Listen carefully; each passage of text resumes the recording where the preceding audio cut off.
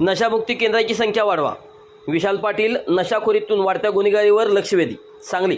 तरुण युवक एवढंच नव्हे तर शाळकरी मुलेही नशेच्या आहारी जात आहेत. त्यातून जिल्ह्यात गुन्हेगारी वाढत आहे. नशेखोराकडून खून केले जात आहेत. या गंभीर परिस्थितीत सुधारणा करायची असेल तर जिल्ह्यात नशामुक्ती केंद्राची संख्या वाढवा. नशेखोरावर उपचार केंद्र सुरू करा अशी मागणी खासदार विशाल पाटील यांनी संसदेत केली. गेल्या वर्षभरापासून नशेखोरी आणि गुन्हेगारी याबाबत जिल्ह्यात चिंतेचे वातावरण आहे. आज हा विषय दिल्ली दरबारी गाजला असून जिल्ह्यातील नशेखोरी आणि गुन्हेगारीच्या संकटावर गांभीर्याने काम करण्याची गरज या निमित्ताने अधोरेखित झाली आहे. याबाबत विशाल पाटील संसदेत म्हणाले, एक्सटेन्शन पॅटर्न ऑफ सबस्टेन्स यूज इंडियाच्या 2021च्या राष्ट्रीय सर्वेक्षणानुसार दारू, गांजा, अफवा आणि इतर अंमली पदार्थ यामुळे देशातील बरेच लोक नशेखोरीत अडकले आहेत.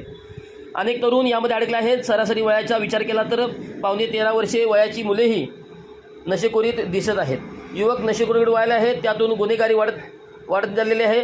सांगली लोकसभा मतदारसंघातून इनामधामणी गावात तरुणांनी नशेच्या आहारी जाऊन एका वृद्ध माणसाच्या डोक्यात दगड मारून खून केला. ही परिस्थिती गंभीर आहे. ते म्हणाले, या स्थितीत जिल्ह्यात सामाजिक न्याय विभागातर्फे एक नशामुक्ती केंद्राची स्थापना झाली आहे, मात्र ही अपुरी आहे. अशा केंद्रांची संख्या वाढवावी. शिवाय नशामुक्तीसाठीच्या उपचारासाठी आवश्यक यंत्रणा जिल्ह्यात स्वतंत्रपणे उभा करण्याची गरज आहे.